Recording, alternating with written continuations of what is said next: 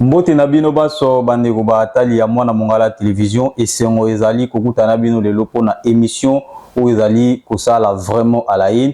Alors pour votre information afundamaki pona makambo etali abus de confiance, escroquerie mais également relation très tendue entre ye na mokambi ya province ya Mongala. Alors tozana esengo na mokolo lelo koyamba mwana mboka Cédric Ayaka Kouma, Oyazali, vice-gouverneur de la province de Mongala. Alors, avec qui, Tokusula Makambo, Maïki, Maïmatali, réquisitoire, il y a procureur général, mais également décision et assemblée provinciale au Bavotaki en unanimité, réquisitoire ENA, et aussi Tokena Nabuzindo, Penza Pona Kulubila, historique, il y a rencontre entre Cédric Akuma, vice-gouverneur de la province de Mongala, et puis Mwanamboka Jean-Colé Makaka Oyazali, gouverneur. Mais également, Togoya Kulubila Nabozino Penza, débit à malatandi entre Yé, et puis Togoya na origine, il y a arrivé, et puis il y a Boumeli Ming, il y a Mwanamboka Cédric Ayaka Kuma, vice-gouverneur de Mongala Awana Kinshasa. Avec Yé Tokena na affaire, il y a Jeep, Tokolobela affaire Kopek, Tokolobela Makambo Maiki, Maïmatali, surtout mission ya paix ya ba fonctionnaire. Donc les bozana biso bozala jamais d'ici, bisika biso boponi koyo kabiso tozokota na bozindo pona kobimisa oyo ebomamaki et puis ko préciser bino na mazali kolekana sur la justice, sur la politique et puis sociale ya province na biso ya Mongala. Voilà, tozongeli bino ba ndeko batali pona ko banda émission ya mokolo lelo. En face de moi, mwana mboka Cédric Ayaka Kouma, mbote na et puis boye ibolam.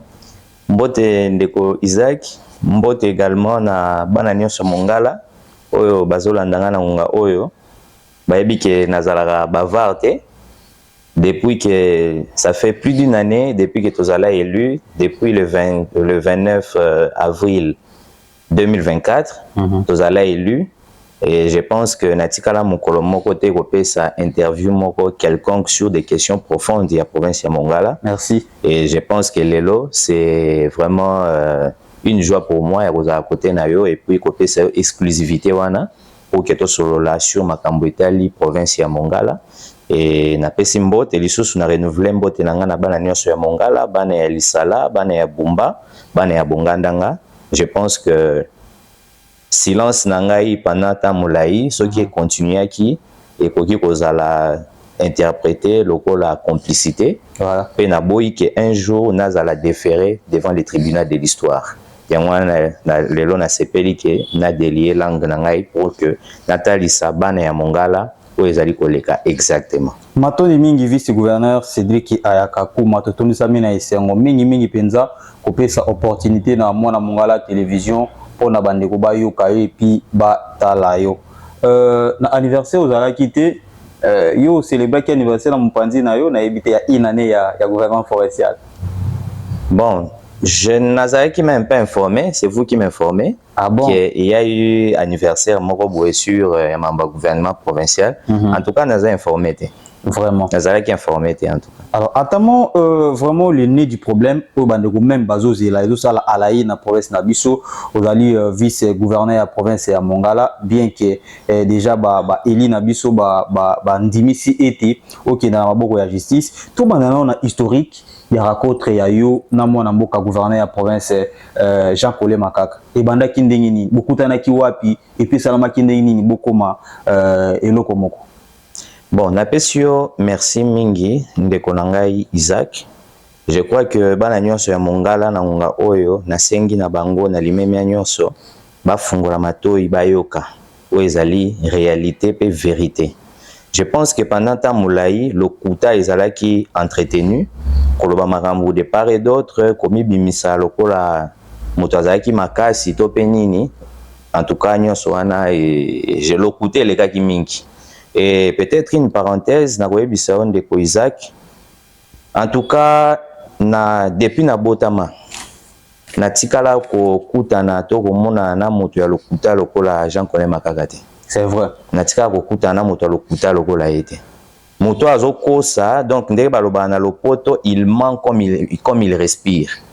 Et si même il vous dit bonjour, ndenge kuluto lenganko ya loba ce que a epesio bonjour il faut bonjour wana otala ngo malamu se rassurer que oui réellement tous à jour et puis jour wana eza bon Pona Ondima. Je n'ai jamais vu quelqu'un qui ment comme lui. Alors, début historique, il y a rencontre entre Ngai et Ndeko wana. Nga na yebaka ete. Na yebaka ete, je n'ai jamais entendu parler de lui. Jamais. Pas comme un chef de travaux. Jamais. Je n'ai jamais entendu parler de lui. Nga nazalaki candidat député national en 2023 sur la liste AABG, il y a son excellence Guilain Nyembo. À l'époque, azalaki directeur de cabinet à président de la République, et puis les loyo azali vice-premier ministre, ministre à plan et coordination de l'aide au développement. ABG ezali mosaïque, il y a UDPS. Nazalaki candidat kuna, et après les élections, il y a eu ce qu'il y a eu comme résultat. Et na niveau ya lisala ya mongala nazali na fondation o ezali na kombo na ngai fondation Cédric Ayaga. Et fondation wana ezali, c'est une fondation très dynamique. Tango ba élection eleki, après toye ko se réunir autour ya fondation, ba membre ya fondation, les cordons ndeko Frank Mopinga, toye ko se réunir pour na ko évaluer. Tozalaki na élection, bon, il y a eu ce qu'il y a eu comme résultat. Maintenant, il faut tout ça la nini parce que nous sommes en politique. Nde bandeko bayaki ko proposer ngai balobi non. Et que senga qui to kende to mouye mayo na niveau ya élection ya gouvernorat parce que ya ngonde tikali élection et tikali liboso na biso. Bon, personnellement intéressant ki ngai te parce que na yebi ke bakolo ya mboka batia stratégie moko pona koluka kimia na mboka qui est gouvernance ezalaka rotationnelle selon ba territoire. Alors, ndenge toza na territoire Bumba ya Bonganda nga pe lisala, na yeba eke touro yo, Bonganda nga nde ifo ebimisa candidat ebimisa gouverneur, lisala ebimisa vice-gouverneur, pe Bumba ebimisa président assemblée provinciale. Donc, nazalaki conscient que s'il faut kokende comme candidat, député, candidat, na kozala seulement candidat vice-gouverneur, et connaissant également réalité où ezalaka na province na biso, tiraillement à tout moment entre gouverneur et vice-gouverneur. En tout cas, ça ne m'intéressait pas. Bandeko baye kotali sangai que bandeko wana banani ba membre ya fondation nangai, ba membre fondation baye kotali sangai, c'est l'argument qui m'avait vraiment convaincu. Baye kotali sangai que tozalaki na ba élection na niveau ya députation nationale et les kindenge eleki wana, alors ekozala pe une bonne occasion pour que on rebondir politiquement en 2028, surtout qu'en 2028, les alliés tout y a territoire à l'Issala, des gouverneurs.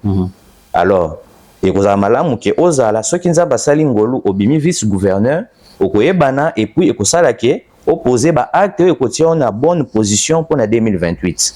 Alors, ezala ki argument ou est convaincant kingai et na eko tout na bango bon. Finalement, nani to la liste parce que na yebi mutu moko te oke toye kosala na liste ngai moko personnellement mutali boso nde tozoloba nga naza mo Kristo ya bao balobaka te kaza mo Kristo mais en réalité osala makambo mosusu nga naza mo Kristo pratiquant, je suis un serviteur de Dieu moi nyonso nazoloba na yo awa natie Nzambe comme témoin mutali boso nga nayebisa bandeko na ngai ya fondation nabi bon namonaka bomeka un peu comprendre un peu contact na honorable Matili lokola za ya Bongandanga bomeka un peu comprendre contact na ye s'il est peut-être intéressé on peut aller ensemble. On est zaki wapi on a Kinshasa ou déjà fondation zaki na fondation zalaka déjà na province depuis 2018. Oui, alors nyonso na to bande ko sala to évaluation to sala na lisala nde na ko yebisa bango ke bomeka un peu comprendre contact na honorable Matili soki ya kolinga to kutana et puis to tana ndenge nini to meka la liste. Bon, après, honorable, bon, on peut basala ki yangote, bon, nga na ekoya pi Kinshasa.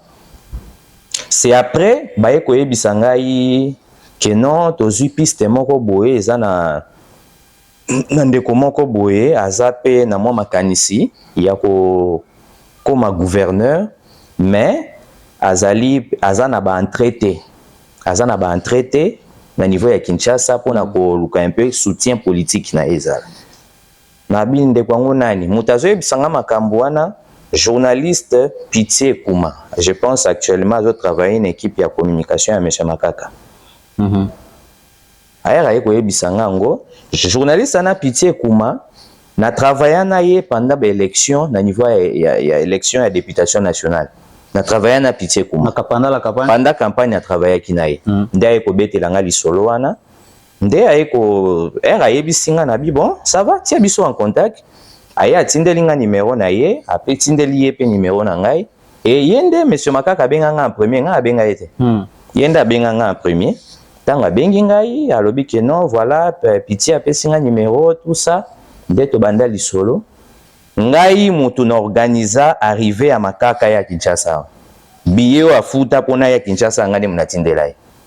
Aye ko ya Kinshasa, tango aye tobandi kokota na tango aye pa komi nga azaki na Kinshasa te. Tango na ye kozonga, to ye kokutana na ye na niveau ya AABG, na ye ko contacter certaines autorités na niveau ya AABG, entre autres président ya parti politique CRPD, président donc Alongi, on appelle Siembote en passant. Tu es contacté na ye. Ngai, président donc Alongi, tu es salake pour la première fois, Makaka to négocié rencontre Makaka zala reçu par Excellence Guilain Nyembo. Na moment wana Makaka to sololi na ye, monsieur Makaka to sololi na ye a ebisi biso ki aza na soutien à mon côté. Donc il était vraiment à notre merci. Mais quand même azaki na idée déjà za candidat. Azalaki na likanisi wana et loko mususu e convaincant ngai que na meka un peu kotambola na ye lorsque tant on apprend de kaza député provincial. Dès dans le bon, o eza déjà une voix. Dès toye to ensemble avec le président donc et ko créer rendez-vous pour que akutanana Excellence Guilain Nyembo. Tant akutana Guilain Nyembo, ya yeba quitté peut-être Guilain Nyembo, Excellence Guilain Nyembo za mutu moko, il est trop simple. Vraiment trop simple avec tous les postes où il a occupé, ma relation particulière na président de la République, c'est quelqu'un de très simple, de très effacé. Ayamba monsieur Makaka dans un de ses bureaux, ayanaye azaine na chemise, à plier manche, tout ça. Sikoyo tango ayambi et puis c'est Excellence Guilain Nyembo, c'est un animal politique hein. Tango ayambi ine sika mo ke mwinda babomi tout ça ba utiliser ko to lampe. Sikoyo monsieur Makaka kanisi ke muto ya kuta enaye, c'est peut-être secrétaire à Guilain Nyembo, azoze exactement Guilain Nyembo ya. Akota wana alobana makambo esengela ki alobate. Il a parlé beaucoup de tout et de rien. Aye kolobaki tango akutani na Excellence Guilain Nyembo alobi non azalaka na azoluka ke azala soutenu par nani kulutu na biso VPM Excellence VPM Jean-Pierre Liaou. Sur les champs Excellence Guilain abengi Excellence Jean-Pierre Liaou. Et ça Jean-Pierre Liaou alobi non nayebi monsieur Makaka comme un jeune courageux de la province, mais moi je ne le soutiens pas. Ceux qui n'azali pour soutenir ye, olinga komona na ngai nazala na ngamoko na ngai soit na olinga komona soutien na nga visiblement pour na batu nyonso na soutenir ezaka visiblement. Pendant ce temps ozalaki pe pendant ce temps nazalaki et tango pour la deuxième fois tango ayambi esili basololi, il a donné des détails qui n'étaient même pas importants. Tango baye ko bima, il s'est rendu compte qu'azalaki na face ya Excellence Guilain Nyembo, tango abimi amona ba garde républicaine et tout ça mutukeye, c'est là qu'il demande maintenant mais oh nazaki nende ye wana oh boye bisaki nga ite pona nini. Voilà, c'est comme ça que les choses ont commencé et tango Excellence Guilain ko sola na ye et puis tango sikwa ye ko yamba pe ngai to sololi a déconseiller ki ngai ke to sa atikena Ndeko Makaka. Après, le président Don ainsi que Nangaï Moko, surtout, vraiment, je remercie le président Don à jouer qui diplomatie Moko Makasi pour convaincre Excellence Guilain Nyembo pour que, tout comme qui déjà presque à la fin pour déployer la candidature, d'Excellence Guilain Nyembo, bah qui bon, allez-y, il n'y a pas de problème. Après ça, naye kozonga epa ya Ndeko Makaka to andi kotala sikoyo ndenge nini to ba député il faut baya parce que to jouer stratégie parce que tozalaki quand même en face ya ba ticket o ezalaki ba ticket moko soutenu par des grands excellence Élisée Bokumwana, excellence Molendo, ce ne sont pas des moindres. Bazaki na ba ticket na bango bazo soutenir. Alors biso il fallait vraiment beaucoup de stratégies pour que toye bandengeni to ko convaincre ba député. Alors aye ko yebisanga bino isengi ke ba député ba na Kinshasa. Ngai na ekozwa mbongo na PCA pona afuta billet ya ba député balongwa province baya. Donc bimisi mbongo na yo. Na bimisi mbongo na ngai na PCA pour kafuta à l'époque député provincial. Aza député provincial. Mais na bimisi mbongo na PCA pona organiser voyage ya ba député ba uta province baya ao. Or en réalité c'était faux. Ba député bazaki déjà na Kinshasa. Ba député bazaki na Kinshasa, ba yaki na ba contact na bango politique, ce sont des politiques. Et ce sont des hommes libres, bah, qui n'a pas contact na bango. Et je me suis rendu compte après. Et koleka tout ça ndenge peto yamba maka ya excellence Guilain Yemboya qui sous kondima ko yamba ba député et c'est comme ça que makambu et koleka. Donc un peu de mots historiques il y a rencontre yangai na Monsieur Makaka Yangwana. Je vous épargne peut-être na ba détails mususu. Oyo peut-être ceux qui na lobby yango et ko diminuer trop na opinion. Je vous épargne vraiment de ça. Mais kaka moi ko bimisa mwandambo parce que bande baza na besoin à réalité parce que actuellement dossier ça déjà dans le haut niveau au bunda penza parce que ça chrétien. Lobby c'est un peu difficile peut-être qu'on trahit peut-être qu'on fout na main to lingi to yeba vérité parce que c'est pas le moment ya ko bomba. Deko Isaac na ko yebisio loko moko ngai Bible lobby ke tango loboko ya mobile pesi ya mwasi ebate. Il y a de ces détails oyo que yemoko monsieur Makaka sika azali ayebi. Lui mangeait chez moi à la maison. Et anda ko li pa nga era ya na ndaku na ngai ayebi ndaku nga nde ovanda. Ndaku nga nde ovanda ndaku ndelete. Ayebi ndaku na ngai tango na yamba ye amona ndaku na ngai oyo je suis un jeune oui mais à côté na ndaku na nga banga. Lui, il m'a pas trouvé pauvre, moi. Ezaki déjà etangi kolonga nzala na longa déjà nzala.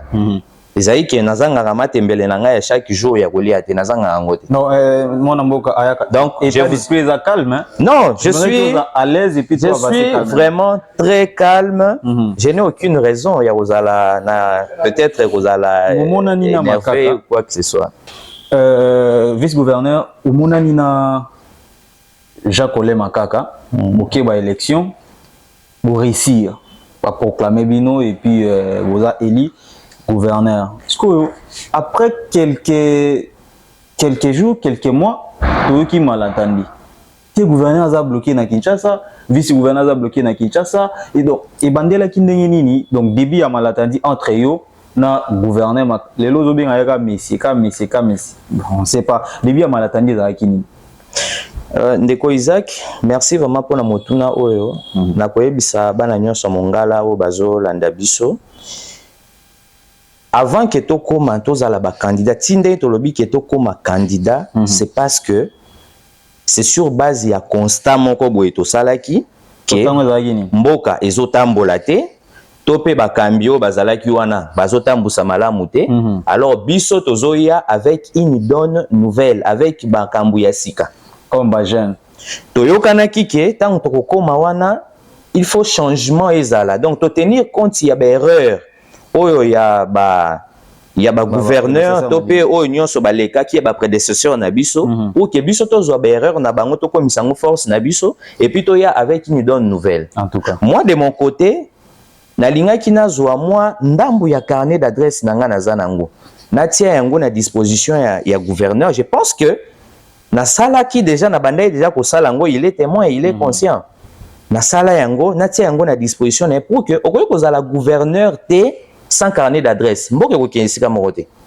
Je pense que na kutani saye na bato ebele. Na soki yemoko ayebi, peut-être c'est une grande autorité, moto na boy kotanga kombo c'est une grande autorité, mais yemoko ayebi na Gombe, na place batete là, na immeuble ya Patachou na 9e niveau. Ayebi mutu nakutanisa ye wana.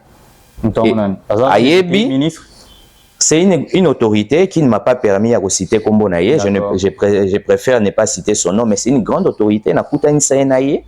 et na mokongo na nga kenda ko defa mbongo pa autorité wana ti lelo afutaki akima même kuna. Donc mon moto azoya comme donneur de leçons, à vrai dire c'est en quelque sorte un, je ne peux pas dire un satan ou bien un diable. Toyokanaki sur base ya babiloko wana. Et autorité wana a fungolela ki biso pe motema. C'est la clairement dans Mboka Cédric. C'est-à-dire au départ, vous n'aviez pas donc na lobanini mbongo obokoki ko entamer na campagne ou quoi, je ne sais pas. Non. Que autorité wana non. Non, ce n'était pas question de ça. Wana toza déjà élu. OK. D'abord, on a reçu la moi recul moukier par rapport à la campagne électorale. Oui. Je pense que nazoloba devant caméra ngai natiyeba na yeba ki que biso tike na biso toza soutenu na mutu te. Na ye koyeba ke excellence Jean-Pierre Liaou azo soutenir biso jour toza proclamé élu.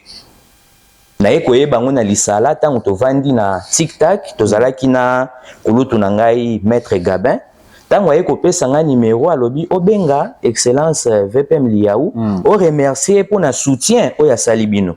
Nazalaki étonné mais moi que na sopa na sopisa ye de monsieur Makaka te na ki kozwa pe na benga excellence VPM Liaou ayambanga pe na pesa ye merci pour na soutien na ye. Mais ngai lelo je l'ai dit en aucun jamais na tikala komona de monsieur Makaka aya na 10 francs ou 20 francs ou euti pa ya VPM Jean-Pierre Liaou en aucun jamais.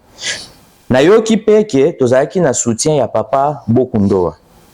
Ngana yebi ki ngana ye tokenda pa papa Bokundoa tokutana papa Bokundoa tozwa ta ya kosolola na ye pe apesa ngai toli etanke mwana to solola pe na suka na ngo papa na pambola ngai na fukama etanke mosala nzambe apamboli ngai pe le même jour wana ezaki tokutana ki pona tokende komona commissaire général ya la police général Alonga Boni et le kana bongo la seule fois o ngana kutana na papa Bokundoa ezalaki na ba condition wana mais na tikala ye koyeba te ke papa Bokundoa peut-être abimisaki moi 10 francs ou 20 francs koloba ke bana bozo kende etumba bozo mo eloko bonatika ye koyeba ngote pe na tikala komona ngote il y avait même Jean-Pierre Liaou na tikala komona ngote ngai de mon côté le peu de moyens que j'avais moi bikok nanga nazalaki nango parce que sika na yamba ye wana nazalaki sika na ofutela te moi bikok nanga nazalaki nango mami tuka nanga mi baye nazalaki nango nazwaki na teka na côté même na capitale ya mwasi na ngai pona ko luka ndenge nini to bunda nango na niveau ba élection.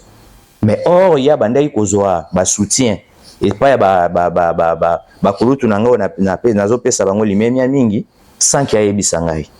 Voilà un peu ce qui s'est passé. Donc c'était déjà le début du couac. Toyo kotala o toyo kanaki oui. Ba erreur ya erreur ya ba prédécesseur na biso to komisango force na biso. Toyo changer makambo. Toyo kana vraiment makambo belé, on était là. On échangeait.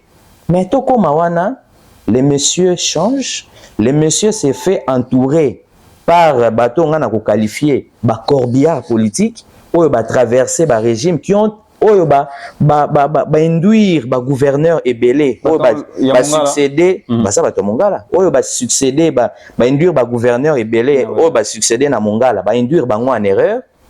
Il s'est fait entourer de ces gens-là et voilà le début ya nini ya kobeba na nganae. Vision initiale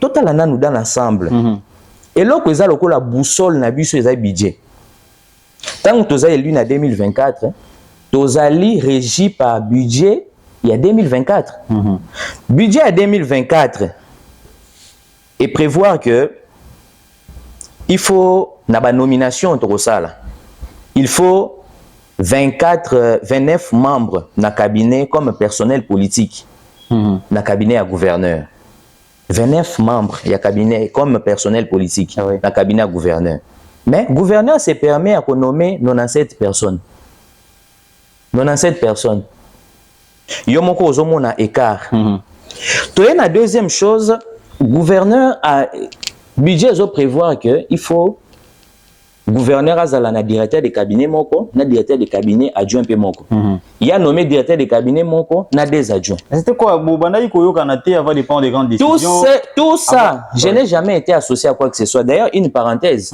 na ba nomination nyonso et ça ma la province naza ata na muta kombola te azate azate na quel lisusu budget et prévoir que il faut tous à la porte-parole moko na porte-parole adjoint moko il y a nommé porte-parole moko na des adjoints budget prévoit que il faut secrétaire exécutif moko na adjoint na il y a nommé secrétaire exécutif moko na ba adjoint mibale. Donc to bande ko kende et puis aye ko sala une sorte instituée commission moko boyeso qui chargeait des contrôles des pièces scolaires et académiques du personnel et à cabinet. C'est budgétisé nulle part. Et c'est une eloko wana abande ko futa bango et puis des sommes un peu colossales. Tout ça prévu nulle part. Ce qui est vu écart, il y a budget lobby que il faut qu'on nomme surtout qu'il y a un niveau on a tout le personnel politique. Oui. Surtout qu'il y a un niveau il y a personnel d'appoint. Budget est prévoir 66 membres du personnel d'appoint. Il y a à se permettre à nommer 105 membres. Donc tout le monde a dans le niveau personnel d'appoint, donc excédent il y a 39 membres. Ok, moyen pour foutre à bango ezate. Côté à personnel politique, normalement il faut baser à la 29, il y a nommé 67. Donc écart il y a 68 agents. Au foot à bango ndengeni. Donc so ensemble il y a nyoswana et puis 107 membres oyo ba sengeli ba futama mais ok budget et yebi ndengeni ne futa bango te. Alors qu'est-ce que lui il fait? À quoi qu'est-ce qu'on a bandi ko kene siko na ba violation ya nini ya loi de finances. A bandi ko kata ba salaire à batou. Pendant cette abini non so besoin à l'isala. Toza na l'isala, c'est lui qui a la signature, qu'est-ce que je vais faire? Ba nomination à Sali, je n'ai aucun ministre. Na ebisio ya kenazaki ata na mutu moko ata mutu balé ya razate. Je n'ai aucune marge de manœuvre. Je n'ai pas de signature. Mais pendant cet couré banda olika bien quand même bo banda iko. On vivait en hypocrisie. Moi, je savais ce que lui faisait derrière mon dos, mais je jouais à l'hypocrisie. Nanyo sowana aye kosala, babiloko ya sali, babani wana bandi siko kosala nini, kokata. So ozu ba ministre.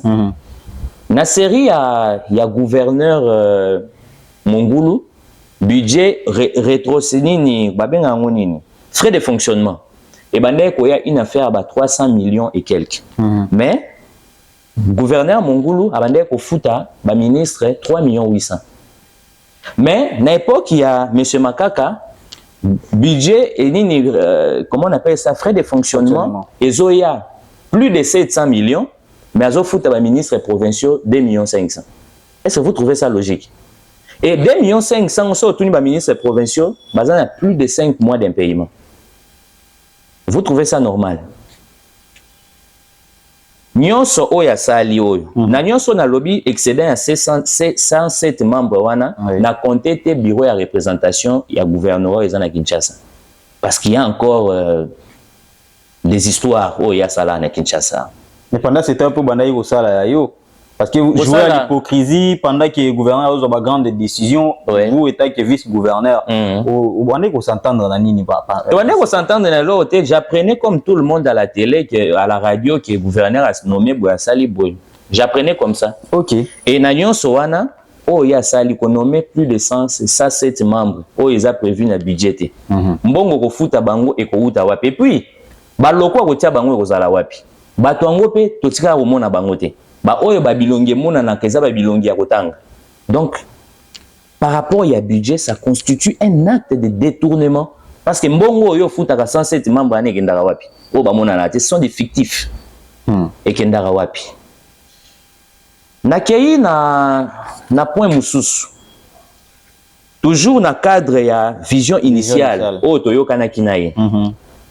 Tozo vivre une sorte ya insécurité juridique au sommet ya province. Tout ça na gouverneur moko oyo aza na multiplicité ya ba signature. Na document a signé boy, na document a signé boy, na document a signé boy. Peut-être retour na ngai ke preuve eza api. Na kosenga na yo. D'ailleurs so émission si na opesa yo. Ah oui. Ba arrêter à nomination ya ba ministres provinciaux. Ba arrêter à nomination ya directeur de cabinet na ba directeur de cabinet adjoint. Ba arrêter à la nomination, il y a des membres de Germo membre ya taxe conventionnelle, membre ya cabinet ya gouverneur, au comparer au moins une multiplicité de signatures ya gouverneur. Alors on se demande na niveau ya banque signature ni natia kuna. Comme pas ko tia signature mususu le jour où il ne sera plus gouverneur, akobanda ko utiliser signature wana pour dilapider l'argent de la province. Tokei na eloko mususu. Gouverneur a créé une sorte d'administration parallèle. À part nomination ou ya bato belé ou ya noma wana, mais aza encore na une administration parallèle. Ou bato wana babenga bango abusivement coordination. Coordination, c'est cette coordination là qui faisait tout. Et là on a zolo banayo awa kende kotuna directeur de cabinet ya monsieur Makaka. Il venait se plaindre chez moi par rapport au comportement ya bato ya coordination wana. Bato ya coordination wana, c'est maintenant eux les corbillards politiques. Oh, Nabetelo Lisolo il s'est fait entourer de corbillards politiques. Oh, bah induisa ba gouverneur et Bello bah se succéder na Mongala en erreur et bah traverser le régime. Ils ont été avec Kulutunanga honorable Ngundu. Ils ont été avec Mongulu. Kulutunanga Mongulu. Ils ont été avec Kulutunanga maître Limbaya. Lelo bazanaï. Bah on va ça la nini. Bah yé bah sangani na yo, ils vous donnent des mauvais conseils. Baza mibali. En tout cas, basangani te ba mibali. Et en majorité, ce sont ses amis. Bazara basangani. Des vieux, des jeunes. Bon, na repère sur les détails na bango. Ok. Basangani, ceux qui bazawana, ils vous donnent des mauvais conseils. Yo tango zo sala o bango bazo ebiso sala, bazo memayo tina libulu. Ba memio tina libulu na kunda. Tango komi na kunda ya politique ba kundi yo esili. Mosala Corbière esala ya ngwazi. Et memi ebembe eki na ngona cimetière ba kundi yo ezongi yo luke bembe mususu. Mosala bango basala ya ngwana. Tango ngana zo jouer moi intérim na niveau ya province. Tozaki na directeur de cabinet à monsieur Makaka. Il venait se plaindre comme je l'ai dit. Tozana nous tokoti sikamo ba moyen zana nute. Mais romona batwana ba kei balie na restaurant moko na kombo ya province. Ba kokende ba koti nyongo mo quelque part na kombo ya province. Bazo promettre batuke surtout bana basi ba ko promettre bango ke bozo ya misala et imaginer o ekoza la contrepartie ya ba promesse wana. De bazo poser ba acte ba weme ko kende pas ya comptable. Ba ke pas comptable ba zu tel montant. Vous n'avez rien à dire. Toujours bateau à coordination wana. Ba coordination wana baza ba corbillard politique. Ok. C'est le travail qu'ils faisaient. Et je vous annonce parce que c'est dans leur mode opératoire.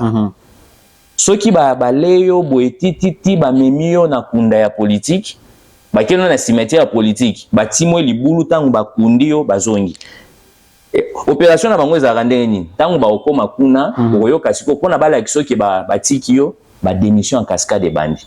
Je vous donne rendez-vous d'ici peu de temps okoyoka démission en cascade na Mongala. Voilà, matondi mingi. Pour finir, pour finir,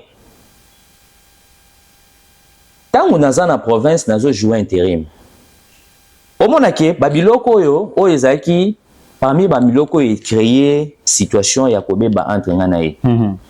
Ngana ye na Kinshasa ngana province, il se permet ya ko yebisa construire directeur de cabinet na ye a signé ordre de mission.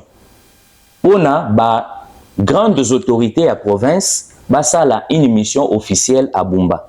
Quelles sont ces grandes autorités? Les REDOC, les générales, na ba membre mususu.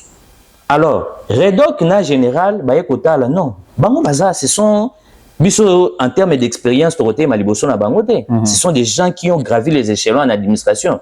Bayekotala, ordre de mission, au Bazo Kende Bumba, Banda Kende Bumba sur Makambu, ya contrôle, ya Masasi, Mokobe Bakangara Batukuna. Ok. Quand Bayekotala, ordre de mission, Bayimba Kienango, signé par les directeurs des cabinets Babi, non? Le vice-gouverneur faisait intérim du gouverneur est ici à Lisala. Yo ko signaler biso ordre de mission de yeni. Baya ko lukangai na kati ya wana na baya ko lukanga tongo na kati ya na ko vana na hôtel. Baye wana c'est alors que va présenter na salle bango ordre de mission bakei. Voilà un peu de choses comme ça. Donc si on comprend bien vision au boyo kanaki na gouvernement makaka asala rien et ceux qui ont été opacité par rapport à la gestion à la province, pour ne pas dire mes gestions. Dès le début. Dès le début. Toyokana ki na ye tant tozo comme aux affaires. Chaque 3 mois, tokobanda kosala une sorte ya acte de redevabilité. Na niveau moni ba régie financière, des germos ainsi que taxes conventionnelles. Après 3 mois, tokobanda ba service wane kobanda pour rendre compte sur évolution de ya ba mobilisation na bango ya ba recette. Mais vous êtes également, vous êtes journaliste. Est-ce que ça a été déjà ça, même une seule fois? Et tikala ko salamate. Aye ko aloba que par exemple moi eloko ya sala qui une sorte d'aventure makambu ya $30,000 ya taxe spéciale conventionnelle. Est-ce que vous trouvez ça rationnel? Vous trouvez ça logique que na territoire ya Bumba Rebi Bumba n'engezali territoire ya Bongandanga, territoire ya Lisala, tous ces 3 territoires pendant 3 mois et produire seulement $30,000 pendant 3 mois. Quel premier résultat selon lui et puis voilà. Quel genre de premier résultat? Taxe conventionnelle au bazo foutisa na ba vélo. Bazo foutisa na mutu aki hôpital, fiche médicale, bazo foutisa na taxe conventionnelle. Tango po si ozo futa ni frais hôpital, bazo foutisa taxe conventionnelle. Bazo foutisa taxe conventionnelle sur tout. Et vous pensez que pendant 3 mois dans 3 territoires, c'est seulement $30,000 en débimi. Et voilà maintenant une vaste blague. Il va vous dire que $30,000 wana ebimi a affecté en gros na construction, ce qui peut réhabilitation, il y a route nationale numéro 6. Mon frère, soyons sérieux. Bana ya Mongala, baoko sabino tiwapi. Soyons sérieux. Je dis bien route nationale, numéro 6. Route nationale numéro 6, ezali route d'intérêt national, et ezali n'a plus de 400 km. Je pense que Ndeko Ambalou n'a pas si mbote esika zali, asalela kibiso une démonstration dernièrement. Na ba standard international, construction à route, 1 km de route, c'est 1 km, c'est $1 million. Na bisika mususu c'est 500,000, bisika mususu 200,000, 300,000, ça dépend. Yesuko aye alobi qui 400 km à réhabiliter avec $30,000. Prenons même Bangin au ya pour utiliser. $30,000 on les a représenté même pas carburant et coco dans Bangin. D'accord, on a été voilà pourquoi on avait dit que les gouverneurs à province azo voyager à l'étranger na vélo parce que c'est un peu difficile de réhabiliter la RN6 na $30,000. Voilà. $30,000. C'était juste, au moins de façon, c'était juste, parce que bon année existe à rater. Bon année c'est kota na ba nzela moko molili. Déjà zalaka kututé. Même tinde babandai ko rendre compte que bon taxe conventionnelle et ça les $30,000, c'était des chiffres. L'argent n'existait pas. Il y a un pour flouer à lobby qui azo qui ne ko réhabiliter na route nationale. Bon, route nationale ngokuna, qu'est-ce qui est fait? On n'a pas encore la suite jusqu'à présent. Ayeko mema batata episcopo basali ya Nzambe amemi bango na vaste blague. Ya kosala eloko soki lancement ba travaux. Basala ki lancement ba travaux. Bon, basala lancement ba travaux on ane où? Parce que tozomona ba image ndeni bato azo ziparo ki etuna kata potopoto. Bangin, carburant même ya kotia na bangin wana. Les $30,000 ne représentent rien du tout. Voilà un peu quelqu'un qui n'a aucune vision. Quelqu'un qui ne sait pas et puis qui ne sait pas ce qu'il doit faire exactement. Politique à tâtonnement. Dans ce qui est en tête, ok, na likambo etali bas droit, privation à bas droit et avantage revenant au vice-gouverneur. Bandeko bolimbisanga bana Mongala isengeli boyeba. Lelo nazali vice-gouverneur, c'est parce que bino bolingi ke nazala wana. Et je pense qu'au nom de la redevabilité, sengeli boyeba, ceux qui vice-gouverneur ali azwara li futi, to azwara yangote. Na boyebisa bino étant que vice-gouverneur, depuis que nazala Kinshasa awa, ata 10 francs à Mongala, nazwa yangote. Na futa marate, depuis na Kinshasa. Pourtant, naza ni suspendu, ni frappé par une quelconque mesure. Tout ce que j'ai besoin, c'est que Ce qui est excellence VPM intérieur a signalé une autorisation dans la zone province. Mais lui, le gouverneur s'arrange à bloquer mes droits. Mais mes droits, avantage, sont reconnus à mon poste étant que vice-gouverneur, à bloquer. Ça fait déjà combien d'états de 9 mois. Donc ça fait 9 mois que je ne reçois pas mon salaire. Je ne reçois pas mes avantages.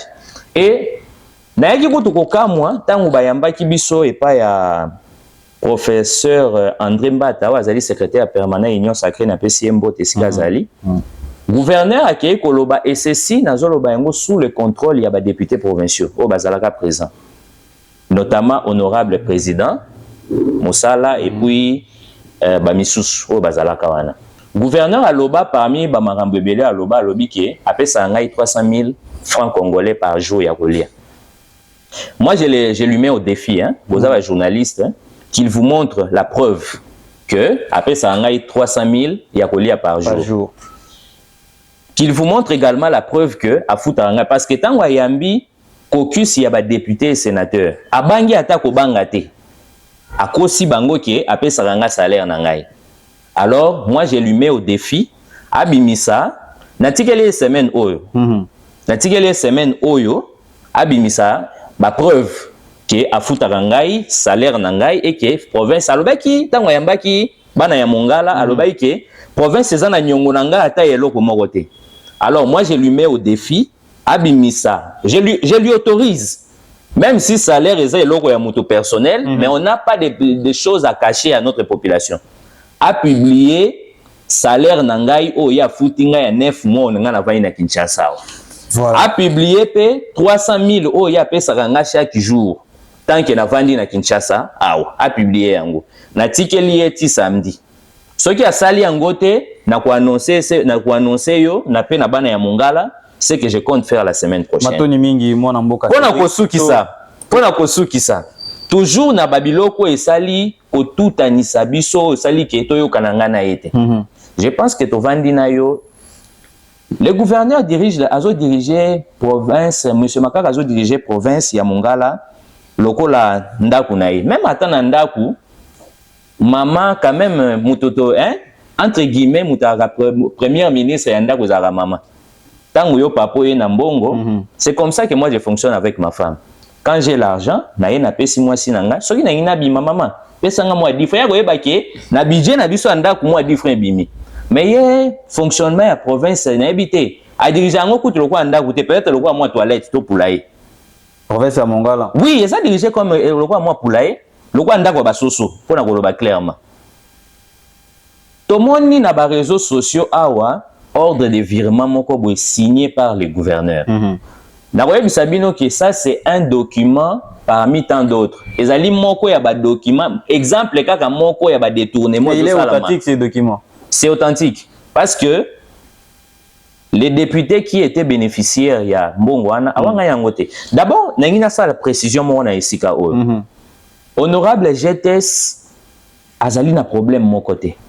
Parce que na motema malamu oya la kisi a déficit gouverneur mbongo. A ceux qui ont été à déficier barre de fer, à déficier également carburant. Pour la moussala, il y a voirie urbaine, selon l'esprit, il y a ordre de virement.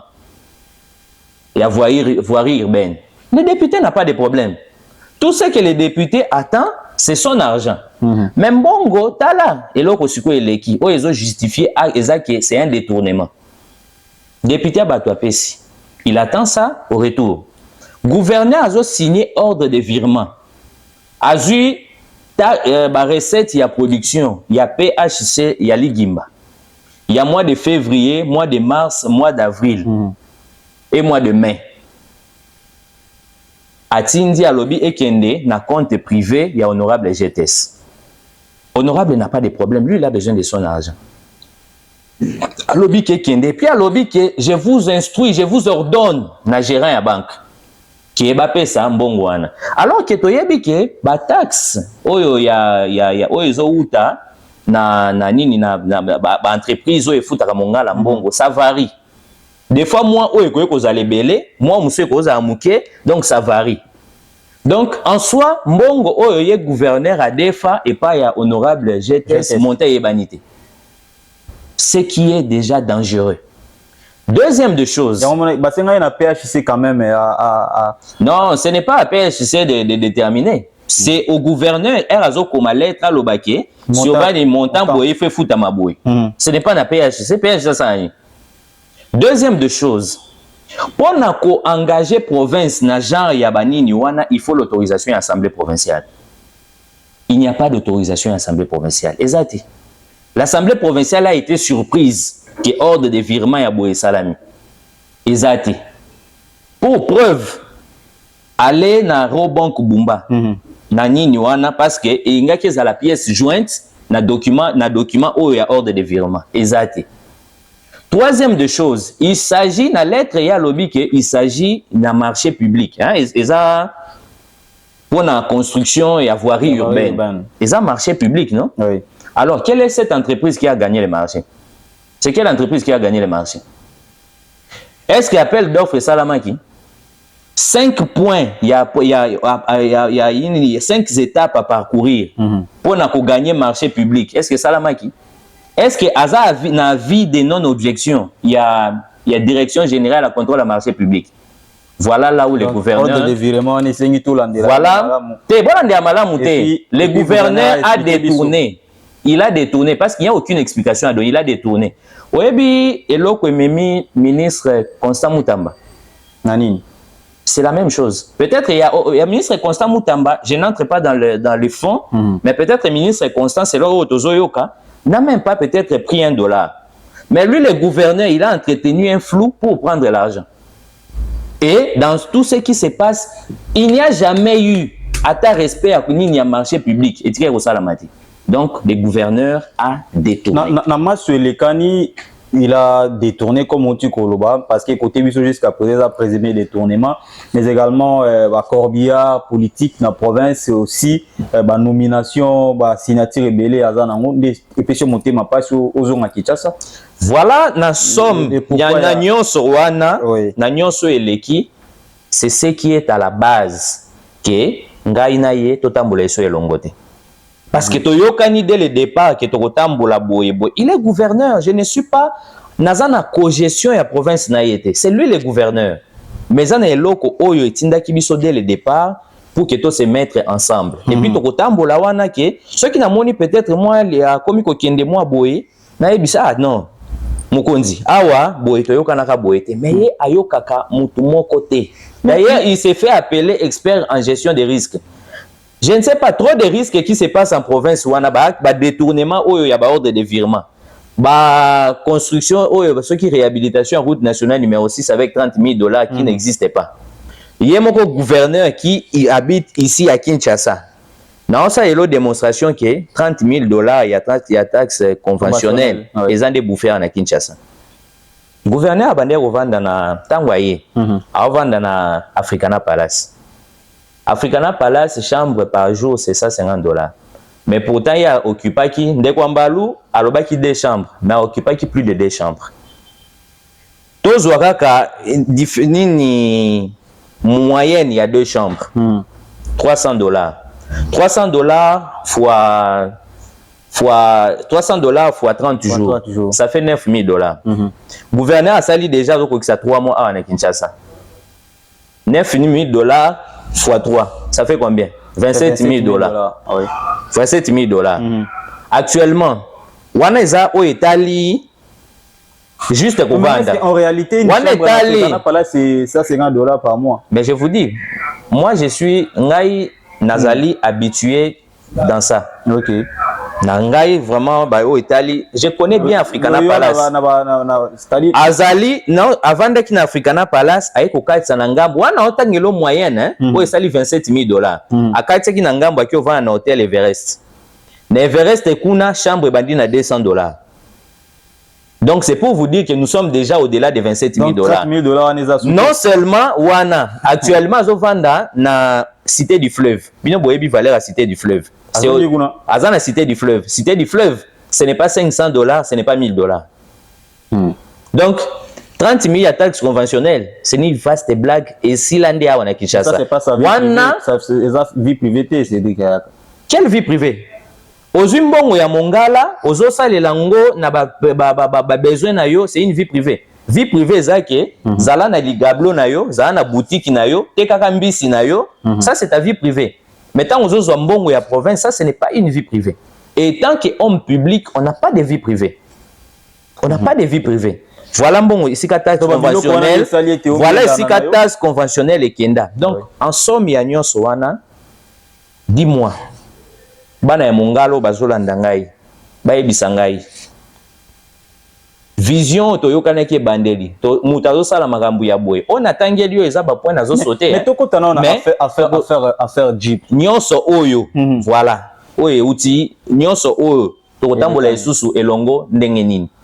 Eloko ngana ye tobebana yango wana. Mais lui azo reprocher. Akoloba teke ya akosi batu ke akosi zelana no pardon ndeko Isaac. Ya akosi batu ke ngana ye tobendana pona makambo ya mbongo.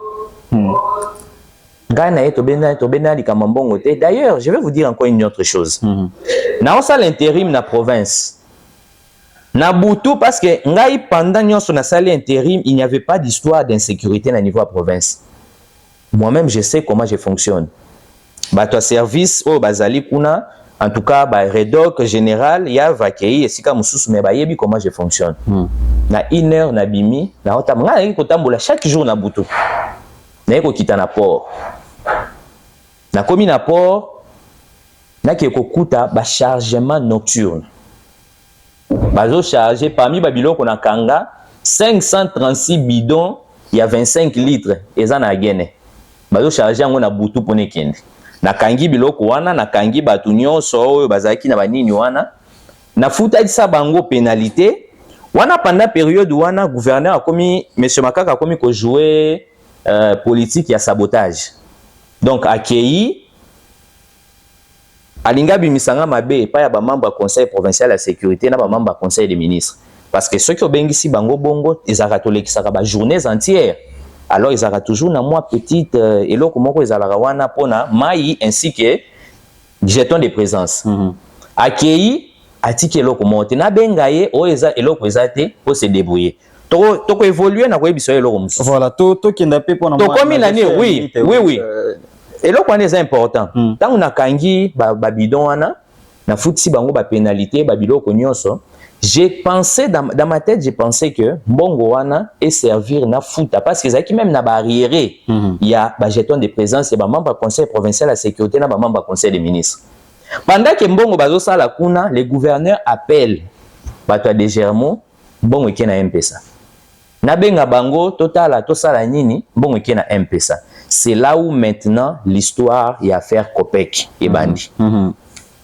Na continue à faire Copec pour nini. Nga nazali client ya Copec Telema oyo batumbaki. J'ai mes informations à moi sur ce qui s'est passé exactement.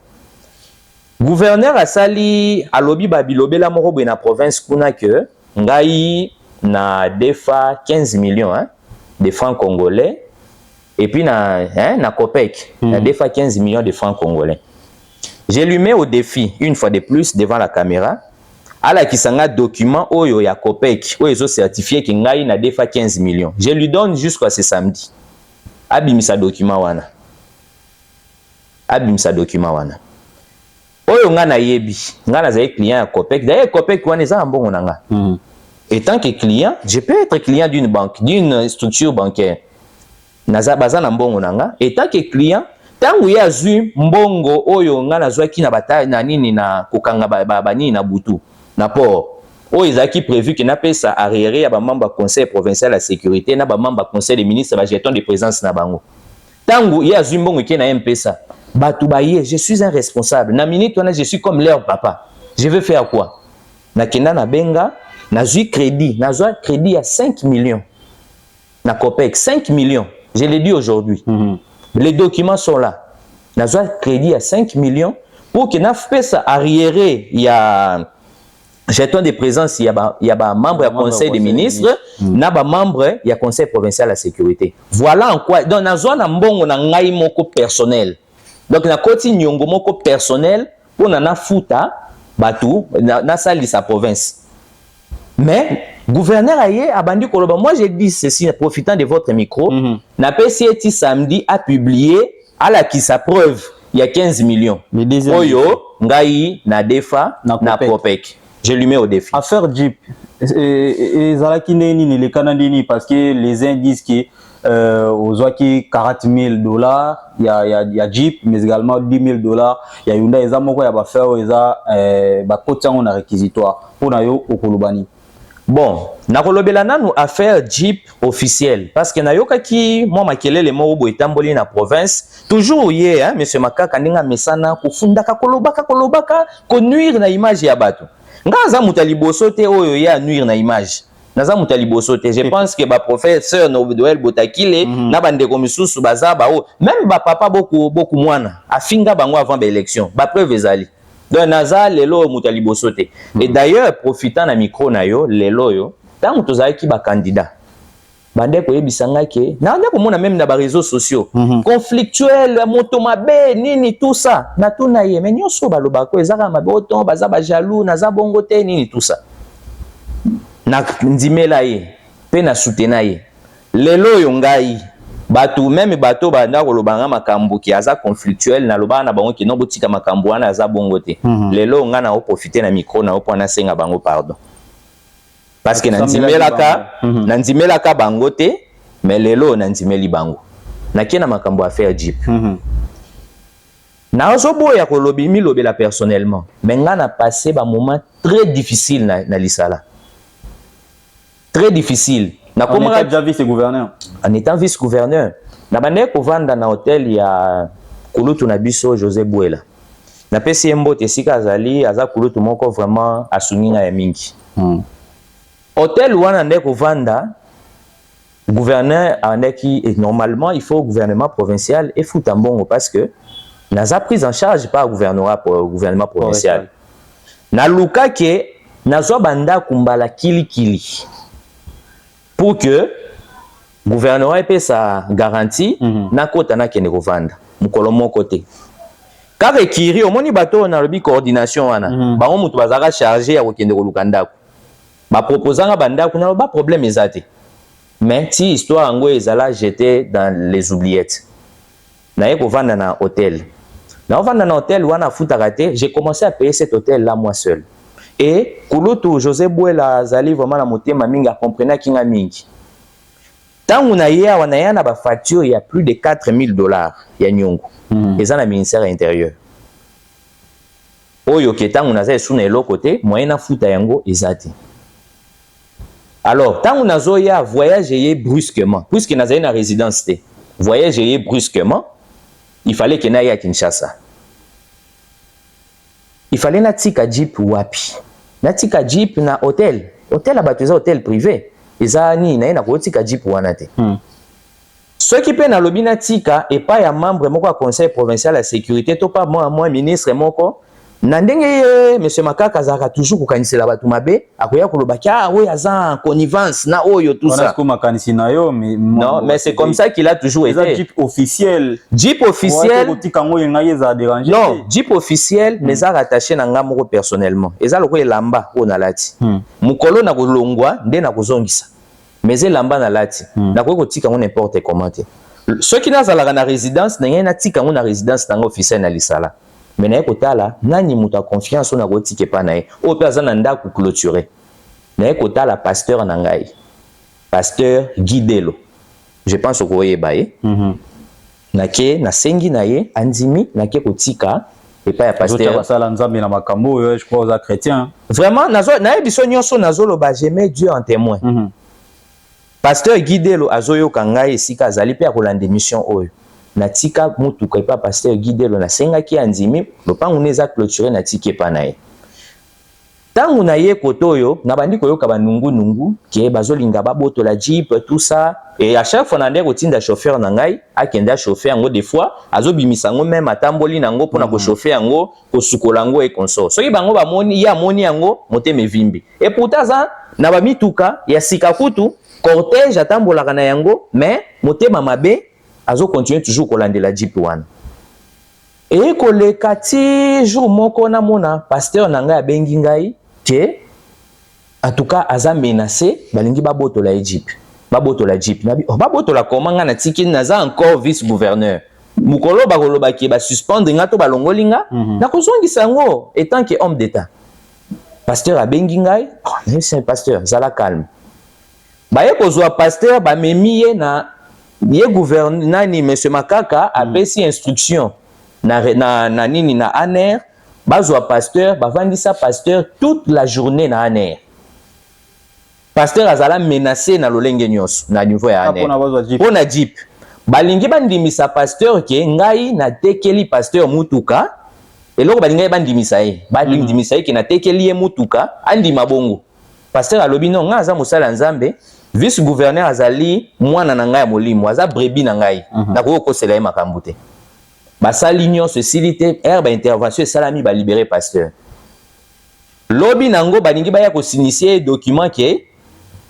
ye nde propriétaire ya mutuka ke ngai natekelaki ye mutuka eye nde propriétaire pasteur aboyi tina suka ye moko gouverneur monsieur Makaka aye kosala réquisition naza na numéro ya réquisition na kopesa yo asali réquisition a instruire Redoc pour que bakende récupérer jeep koki récupérer jeep na ye kobenga pasteur aye koyebisa nyonso nazoloba oh j'ai des preuves pour ça pasteur aye kobenga ngai habitala boye situation ndenge nini nazozala ba menace na ndako na ngai tout moment la police ANER bazo importuner ngati na musala nabi bon papa za na kimia po na kimia na yo nazo libérer jeep wana tika bango bazwa mais na exige ki bango basala PV ya récupération ya jeep bakei pe na réquisition ya ye monsieur Makaka bapesi Redoka ops akei kuna j'ai des images ya récupération ya jeep wana nde ba récupérer jeep bakenda sikoyo toza quand même batu te ba mitu pezo sala jusqu'à quand monsieur Makaka okosa batu pasteur Guidelo oyo soi-disant na tekela ki ye mutuka ba montant peut varier hein et moko 10 000 hein 10 000 dollars et moko 21 000 dollars ezo varier siko banda tanyo soyo ke babotola mutuka wana a réclamer te bayoka pourquoi ezo réclamer te mutu oui batekeli yo mutuka mutu batekeli yo mutuka et babotoli yango lisusu mbongo na 21 000 dollars ndenge babimisa chiffre ekenda a réclamer te pona nini tam susu yo expliquer kuna yo fuda peut-être donc ngana expliquer kaka na opération numéro pasteur Guidelo obenga ye otuna ye o nazoloba et puis na sala ki lettre moko na komela ki excellence Jacquemaine Chabani vice VPM intérieur na kati ya lettre wana na évoquer ki situation ya jeep o et na permission ya pasteur na tiaki numéro ya pasteur na kati ya lettre wana pour que en cas de vérification ba benga pasteur pour vérifier jusqu'à quand monsieur Makaka mentira. Jusqu'à quand il mentira? Eza Lokuta. Donc, sans au monde, M. Makaka, il est azali incarnation et mensonge. Sans au monde. Kolanda, Kolobani a Kimia Wanate. C'est le gouverneur de la province, c'est parce qu'il y a beaucoup de qui mais moi, je ne les connaissais pas. Hein. Je ne les connaissais pas. Batouba Yelanga Bazali, un cordon à fondation Nangandi Yelanga et puis na. Journaliste Pitié Kouma, ou même journaliste Ango Lelo Aza Onyogola, Marie Kende Azala porte et abonné à Ponaï. En tout cas. Ouais. Est-ce que le procureur général Kota Makambo Ndengini Mwanamboka Cédric? Non. Avant de commenter le Béali Kambouana, na voyé biso point mususu et sala ke, je crois boyoka ngo et puis évoquer ki angota ngo yamba ki ba jeune, aloba ki likamoro que na sala ceux qui lettre moko boyko interdire paye ya ba fonctionnaire na lisala na mongala. Je pense Balanda en tant que journaliste. Il s'est agi de quoi? Ou il s'agissait de quoi? Dans la jour où Tobandi Moussala, quand il faisait semblant d'être vrai envers moi, jour bon, vidéo où na ba réseaux sociaux, tant aloba que ngai mutakoka bolanga vice gouverneur nanga zate tout ça na matinée wana nde aloba ki ayebisa ba chef de division nyonso instruisa bango ki ba memela ngai ba effectif réel ya ba agent na bango pour que contrôle ya paye et salama. Il est gouverneur akoki kopesa ngai responsabilité moko boyeke sala yango et puis opesa ngai rapport. C'était dans ce cadre là. Nami s'autoproclamate. Nami zuela ki charge wana te ya paye. ya po makambo paye atinda ki ba agent a instruisa ki ba chef de division ba transmettre ngai ba liste pour que to contrôler paye ya ba fonctionnaire et ko considère asali yango yake aye awa na Kinshasa nga na tikali kuna na ye ko benga directeur de cabinet adjoint ou azaki chargé ya PAJ les deux na ko benga wa chargé ya PAJ na yebisi ye na lobi salela ngai proposer ngai lettre moko oyo ozo instruire na ba service nyonso ya paye ya province ya Mongala pour que tout le monde clair na makambu ya effectif parce que eloni eleka kuna ba fictif baza trop et soit comme moment paye ils a toujours makambu ba soi-disant procuration ba y na procuration ozo trouver normal que école école les ana lisala agent ou bien enseignant azape na lisala mais chef d'établissement jour ya paye azoya na procuration ya agent wana ou agent na lisala ou agent censé ko zombo na yé moko. Vous trouvez ça normal? Alors na ko sala instruction en ce moment-là je précise bien nazala qui ko jouer intérim ya gouverneur. Vraiment je me rends compte que monsieur Makaka ne maîtrise pas l'administration. Je lui apprends maintenant l'administration avant da ayokanga. Tant que ko agir étant que gouverneur intérimaire, il agit étant que gouverneur intérimaire, étant que gouverneur. Na yeko sa la lettre, tant que dire kaba elinga proposition, na validé, na tindeli ba service wana nyonso, na instruire bango que baya na réunion, na bengsi bango réunion. Na instruire bango que na pesi bango ba instruction ezalaki na kati ya ba document wana. Et parmi les instructions, ils allaient qui que plus question de paye par procuration. Plus question de paye par procuration. Procuration au ekoki koleka, les a procuration que Moutazali vraiment malade, on sait que c'est un agent effectif et puis aza malade. Soit oyo akei mission de service mais bolakisi bino ordre de mission nae. Wanande bo futa procuration ana mais offre procuration agent depuis babanda paye ça fait des années yé bayaka toujours ba futa toujours par procuration il ne faut pas payer ça. Je parle ici, j'ai des preuves. Ceux qui a douté, je vais aller en justice contre lui. Nazo appelle il y a gérant ya Robank Bumba. Gérant ya Robank Bumba a bengangai nazala entouré na ba collaborateur nangai. Abengi nga tosola pendant 2 heures du temps na téléphone pour me convaincre que na autorisé payer ça la manaba condition ou ça la makawana ya molili hein flou wana na lobby qui na osala yangote il commençait même à j'ai des enregistrements il commençait même ya ko proposer ngai que moi sorte ya ko entretenir ngai bien ce que j'ai dit ici j'ai des éléments ceux qui a douté je lui autorise d'aller en justice. Moi, je lui autorise d'aller en justice et on verra la suite. A comme ça, la proposition, j'étais catégorique niet. Tovandi, j'ai réservé copie pour que ça lettre officielle. J'ai réservé copie à l'autorité à niveau central, notamment Excellence Liaou, qui est le VPM de la fonction publique, ministre et à finance, ministre et à budget. N'a réservé copie à Moutunios. Lettre EKI. Tovandi quelques jours, Tomona, après 2 jours, ok, géré un robot qui est sur la nanga, qui a une proposition, namona gouverneur tout en étant à Kinshasa. Non, un bon matin, namona ministre provincial y a budget. Monsieur Chrétien, je pense qu'à Zoyo Kanga, il y a un hôtel na Tongo. Ayoko yebisanga lobino, gouverneur, ayebisinga que na rapporté lettre na yo. Donc, na annulé lettre na yo.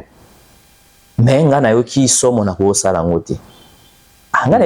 Bon, c'est ton chef, hein? S'il t'instruit, moi je n'ai rien à dire. Avec Okende, et lui, connaissant l'administration, a sali angote. Gouverneur tellement monique a sali angote, lui-même tout en étant à Kinshasa. Avec ça la lettre pour ne pas annuler, lettre n'angayuana, et a sali lettre a tiena caché. Au moins, parmi les éléments de souveraineté d'une institution, c'est les cachets. Caché batambola nangote. À l'exception, c'est l'unique institution où atambola kana caché, c'est le président de la République. Parce qu'intérim, il y a président de la République basala nangote.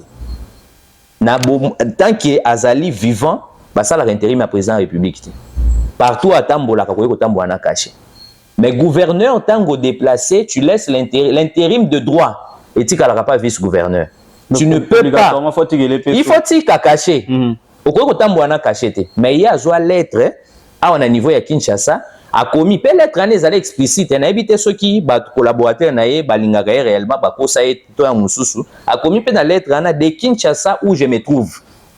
J'annule la décision du vice-gouverneur. Quelles sont les raisons? Il y a annulation, il y a lettre, on a évoqué des raisons.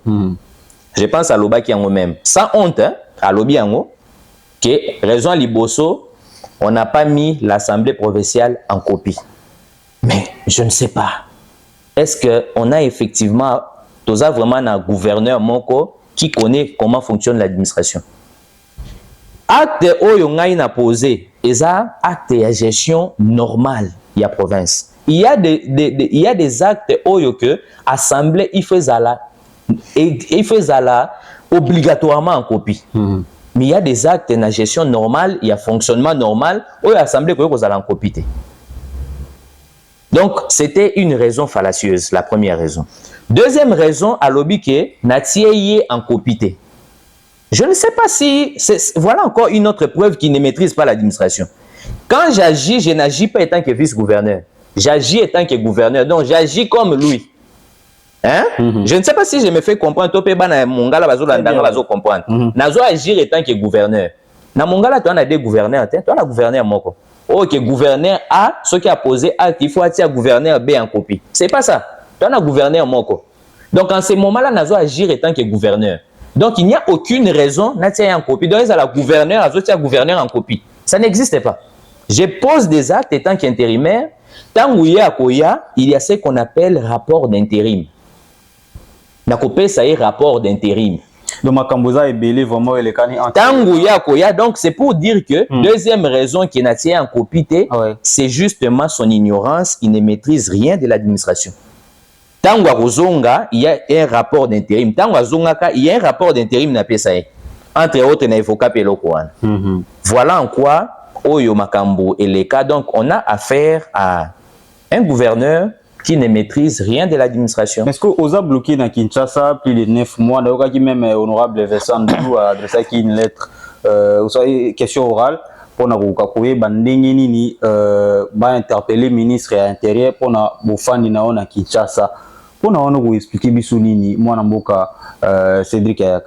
Tozaki na province, je pense que nyonso na oti ko etalele yo et ça là qui déjà ba point de discordance entre ngai na gouverneur to bande ko yokana parce que to yokana ki to yokina makambu to yokana ki mais to komi bandi ko sala makambu susu to bande ko yokana te ye azu ko yokana te wana aye ko funda ngai epa ya ministre intérieur.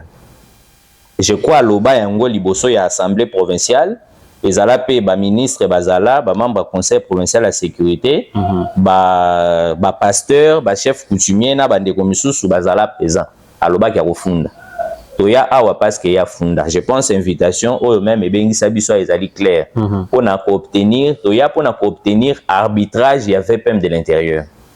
En tout cas depuis toya awa na Kinshasa jusque là en tout cas na constata que gouverneur ba autorisé à zonga na tikali na sala qui vraiment ba effort et belé que na kutana na VPM de l'intérieur pour que na yeba au moins pourquoi nazali awa mais jusque là nanu na eu suite favorable était.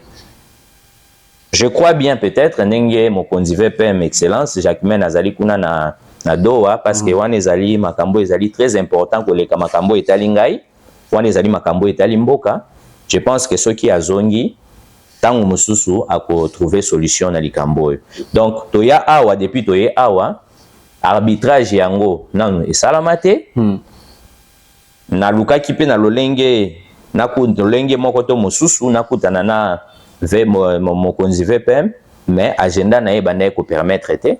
Mais je pense que tant que mokonzi akozanga te koyamba ngai pour que to si ça lokola pe gouverneur azali na Kinshasa je pense que ozala une bonne occasion pour que to si lisali kambo yo na beaucoup muto bo solo la penza yenge bene mibeko Non, to solo là parce que mon kondi VPM nda bengisa kibiso.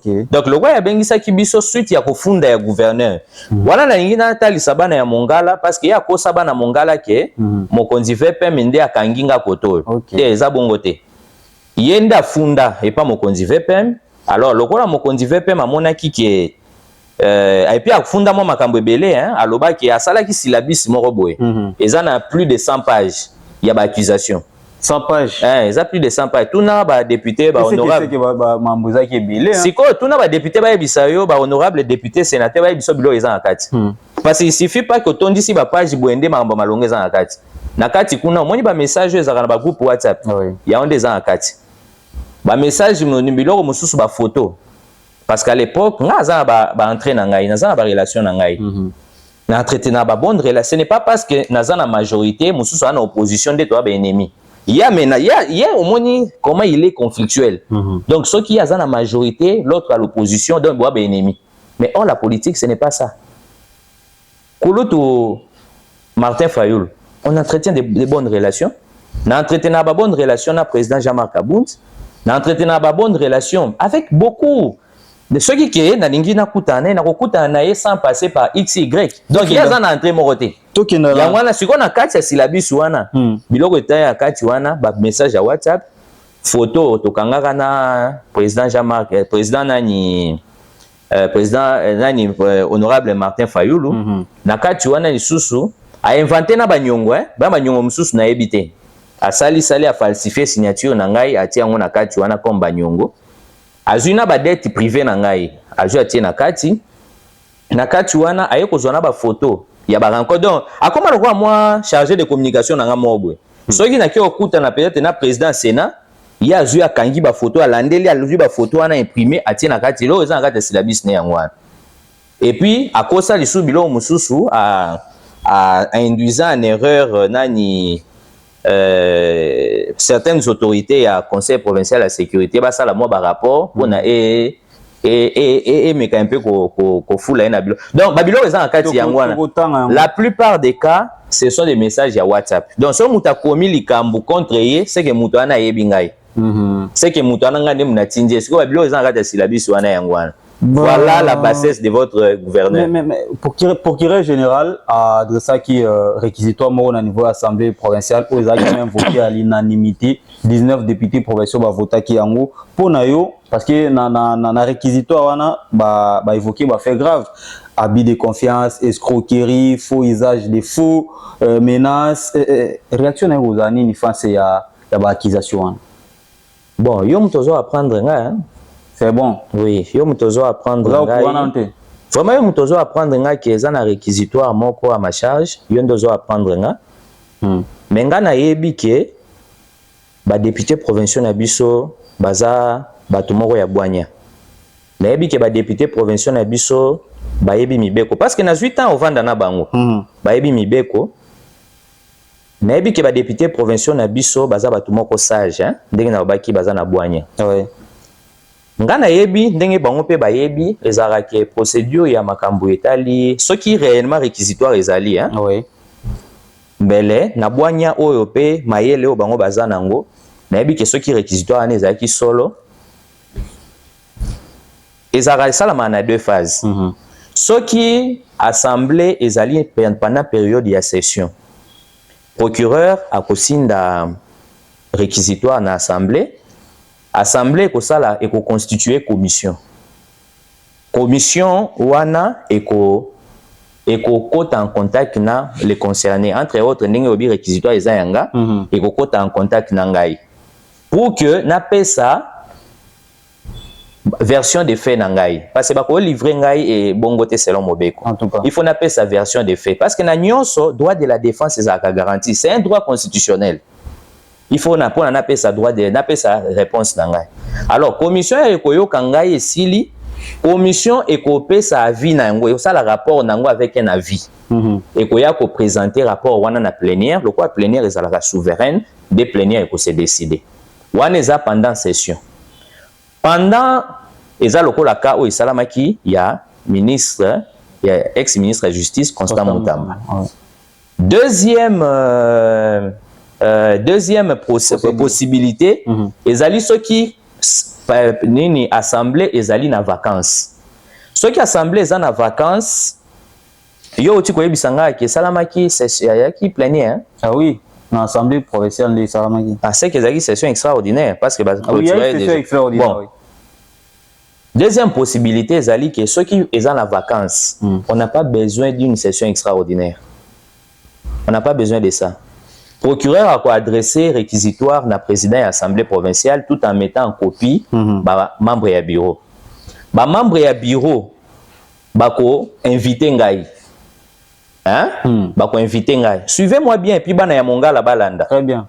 Je pense que eloko na zoloba eza oyo mobeko elobi et puis ba député na biso bazali ba brillant ba yebi yango bien. Ba membre ya bureau bako invité nga pour na bayoka nga. Droit de la défense eza toujours garanti. Soki bayoki nga esili nde bango nde bakoki ko livrer nga na justice to bakoki ko livrer te. Na kopesa yo comme jurisprudence car il y a honorable sénateur ex-premier ministre Matata Ponyo. Tango azalaki sénateur. Bureau ya Sénat ezalaki président Sénat ezalaki Bahati Lukwebo. Na affaire ya zairianisation. Procureur général près à cour constitutionnelle à Sengaka atindaka réquisitoire. Réquisitoire wane yaki pendant que Sénat ezalaki na vacances. Bureau ya Sénat et c'est saisissaki et bengaki ex-premier ministre Matata et yokaki pe et livraki na maboko ya procureur bakendaki bayoki na makambo etali zairianisation pe affaire yango ezalaki clôturé nde pe azongaki na nini na ye. C'est ça la procédure. Donc c'est pour dire que on n'a pas besoin d'une session extraordinaire. Mais waneza olo elobi nde olo elobi mais lokolo lobi que il y a un réquisitoire bon ngana ko vandi nazozela nayebi ke ba député na biso baza bato bayebi mobeko pe bazali bato ya bwanya tangu bako se saisir na dossier wana bako inviter ngai bako constituer loko les ali na vacances bako beng sa session extraordinaire te mais bureau ndeko se eko inviter nga pour qu'il na pesa version de fait nanga par rapport ya makambo au procureur à lobby et puis après bakotala ce qu'il faut ko livrer ngai to ko livrer ngai te. Mais est-ce que pour na yo ko entamer procédure musu na justice on a ko luka moyen ko engager une procédure pour contre ba accusateur na yo pour la diffamation ou soit dénonciation calomnieuse? Non, na kufunda batu nde batu bafundi ngati ngana funda bondeni. Ngana za kuna nyongwa batu na ufunda batu andeni. Mais ezana batu moi batu na pesa yo na pesa moi précision moko. Et puis tant que tozabo et tant que batu mboka kutu RDC za nyongo. États-Unis, grande puissance. Eza kutu les pays les plus endettés du monde. Malgré que za grande puissance. Ndenge ozawana non nyongo kesani oui ndenge ozawana okozala pe omoni peut-être moi cravate nangolo bia vice gouverneur na moni oteka cravate na yo pesa ngango tien combien au mois $10 bon na $5 na peso sima okozala pe na mwa nyongo pe na kozala mwa nyongo bavandi singa ta mulai awa na ebisho yake nafuta marate no siko na ovivre ndeni dafo go defa te toke malembe te OK na ofuta na zo futa mate na ko sala pe moi recours andeko sunganga non na moi 10 francs to 20 francs pour que esunga ngai mais tangu nazozwa salaire nanga na opesa yo par là maintenant na dossier ya nyongo parce na mona ki ba publier ki on a ba réseaux sociaux que nazana nyongo mutu mobwe na ifaina sombele mituka ba biloko mo abongo naza devant caméra bana mongala baolanda ngai ainsi que ndeko wana pe aolanda ngai ndeko nani ndeko Peri oyo oui ndeko Peri ainsi que ndeko Bienvenu voilà dossier wana ezali likambo ya nyongo ezali likambo ya mituka te. Qu'est-ce qui s'est passé?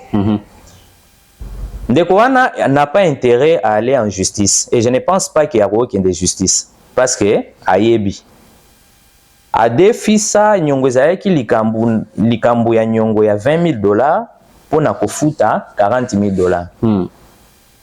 Oyebi ke nyongo ya kodefisa mutu mbongo intérêt eza infraction no usure ezalaki bongo. Alors tangu adefisi 20,000 témoins azali hein document même ba omoni tango bato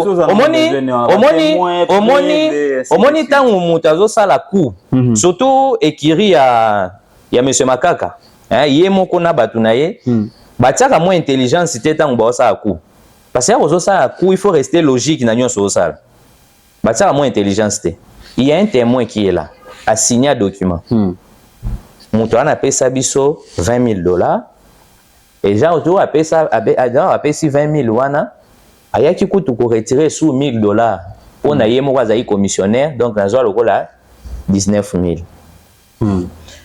aye koyebisa ngai témoin azali aye koyebisa ngai lobi no yo mususu okomi deya vinani vice gouverneur mususu okoyepe okima ngai toseka kutu abi no tosala ngo mwa formule moko boye tobimisa ngo na formule ya mutuka pour que et garantir ngai. Mais différence avec ou bien les professionnels qui entre yo na bato wana. Non, ils abatu to yebani. OK. Ils abatu to yebani. D'ailleurs kutu il y a toute une histoire na makambo wana et j'ai des preuves pour ça. OK. Ndeko wana ngam na futela azaki na Angola. Na futela ka billet ba preuve ezali na som tindela ka $700. Afuta billet aya pour que adef sangai adef sa mbongo wana parce que j'avais besoin d'argent adef sa mbongo wana. Tango pe afuti billet aye ateki diamant na ye aye adefisi mbongo wana 20,000 et alobi non sala photo ça formi to yokani ye na ba avocat na ye ngai pe na témoin ainsi que nanga moko na mutu nanga pe moko azalaki alobi non to sala formule ke otopesi mbongo osombela biso mutuka et ko livrer biso mutuka pour que protéger ngai c'est ce qui s'est passé et lokola tiaki 20,000 au foot à 40,000 dès à l'école on a formule ya mutuka. C'est ça la réalité. En tout cas. Témoin Azali, s'il est sincère, il dira la même chose. Le meilleur témoin Azali. Deuxième chose, Oya Makambu, il y a 10 000. C'est un dossier de $4,500. C'est pas Mbongo, c'est pas 10 000. Mbongo yonga na zona maboko, c'est $4,500. Oui, et puis na zoango na condition nini. Ouais. J'étais passé parce que moi na nangai ya suka. Wana kaka pendant na zona Kinshasa tango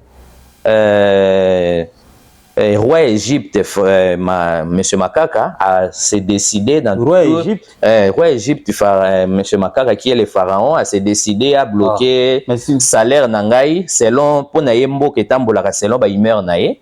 Tant on a décidé à bloquer salaire, je n'avais pas de moyens parce que moi ba ressources nanga nazalaki nango et si là qui pour na ko soutenir ya ko ma gouverneur nazali sunelo ote moi nangai ko kangamela nga na butu mbangu toke na ye na cinquantenaire.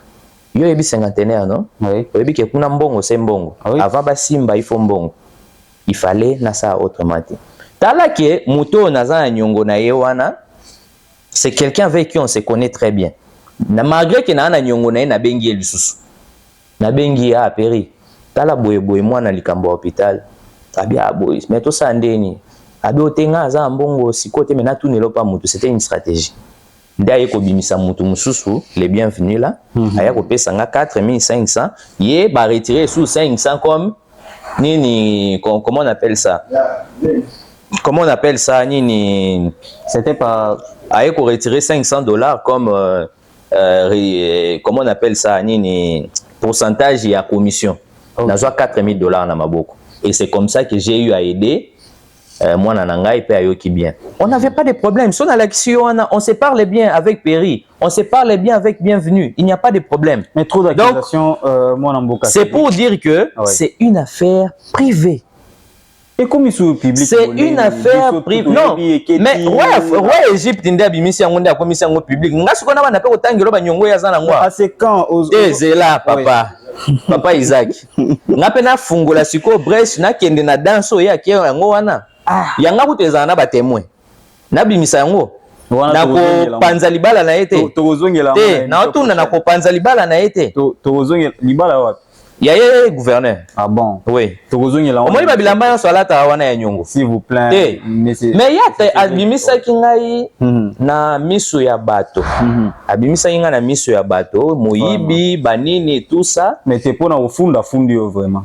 Bon wanga yebite na yebike mboka na biso na yebike za mboka ya mibeko parce que président de la République chef de l'État a on a raison prôner état de droit nayebi ke soki likambo kofunda ezali na kozala saisi selon ndenge mibeko elobi. Donc, il y a déjà pour nako chiffre. Pona donc lelo yo population ya Mongala bayeba ke likambo ya nyongo wana eza affaire privée na engagea province ya Mongala te, na engagea gouvernement provincial te, eza likambo nanga privé. Mais de tout ce qui se passe, vice-gouverneur Cédric, dans tout ça, vice-gouverneur, est-ce qu'ils Arabes va faire réel ou soit il y a une main politique derrière les autres Tangenzu pour monter peut-être?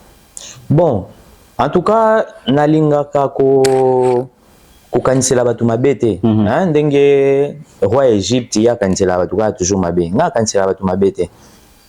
Soki même politique ezali, même encore noir politique ezali, nga na évité, je ne sais pas affirmer ce que je ne connais pas. Mais tout ce que moi je sais, ezali que nyonso oyo oyo mutazo linga bimisanga comme une personne indésirable na miso ya bato, ezali gouverneur monsieur Jean-Colin Makaka. Et d'azo linga sala biloko mais ye moko bosani pe kazana banyongo. J'ai mis Dieu en témoin ici. Vous en avez prévenu nous. Mais nga soki ka lobi ke lelo que c'est faux, na balancer nyonso. Ba veste wana, c'est ya madame moko boye merveille. Azana nyongo ba bilamba moko boye ya mutu moko boye ya blokaye pe akoma kotungisa honorable sénateur Lingepo. Na soki na wana. Mais sur ce okoki ko démissionner pour non faciliter justice ou bien okenda jusqu'au bout ya mandat na yo. Ko démissionner pourquoi? Naza na Kinshasa parce que VPM intérieur excellence Jacquemaine nazo zela uta doa oyo ba négociation à haut niveau tango azongi nayebi ke ako na mayelo azali nango akobenga ngai abengi pe gouverneur lokola azali awa a confronter biso et puis après nazonga sika nga musala eza na Mongala En tout cas. et sili soki likambo ezali je pense qu'à côté abiso et puis sili nga za un problème Nous sommes rencontrés dans la carrière na yo pour na yo avenir na yo dans la scène politique. Est ça toujours normal, c'est pas sombre? Non, ça fait partie à kokol hein, il y a croissance politique. Il faut parce que il faut que na makambo ezali na dimension il y a ba responsabilité aux anango. Être vice-gouverneur, ce n'est pas facile, ce n'est pas moindre. Alors bitumbo ezoya ezape bitumba il y a dimension il y a poste nos ali na yango. Et na ko profiter peut-être na micro na yo pour na ko lancer un message na ba dignitaire na biso ya Mongala. Ba papa na biso na kotanga bango peut-être na kombo ba na kotanga te balimbisanga na zui papa excellence par ordre de préséance na zui excellence Jean-Pierre Liaou, excellence Molendo Sakombi, excellence Élisée Bokumwana. Je pense que bazali bato bazo représenter Mongala na niveau central, bazo représenter Mongala na lolenge moko ya malamu. Je pense que tout le monde a ba prouesse oyo excellence Jean-Pierre Liaou asali na fonction publique, notamment aya kokuta désordre ezaka na fonction publique bato moko bazaka na matricule ata 50 mais atie ordre à numériser nini wana tout. Je pense que excellence Jean-Pierre Liaou soki Rolanda ngai leki na yo, je pense monsieur Makaka oyo azali serpent oyo natikala ya koyeba te ke yo bande ko soutenir biso. Je vous le dis aujourd'hui en toute sincérité, nayebi ki amemela yo mwa makambo ya lokuta mingi o peut-être indisa motema na yo, mais na kosenga na yo yo zali esiko ozali mokonzi monene parmi ba personnel parmi les 5 premières autorités na niveau gouvernement central ozali okoyi koyoka kolia nyama lito imoko te. Na kozala na besoin ceux qui kolinga na kutana na auto solola et puis ko comprendre que ozalaka induit en erreur par venin ya monsieur Jean-Colin Makaka. Na kokende pa ya excellence Molendo Sakombi. Excellence nazale ki na yo ya territoire moko. Je pense que oyo ezoleka ezali pe bi territoire lisala ezali ezangi représentant na yango pendant 9 mois ezangi représentant na yango. Je pense que ba komisela ki au moins makambo lokuta mingi balobaki ba n'importe quoi na kombo na ngai epai na yo. Alors okoye kolia nyama lito imoko te nzima ke oyo kangai to solola to kutana to solola na kei papa Élisée Bokumwana.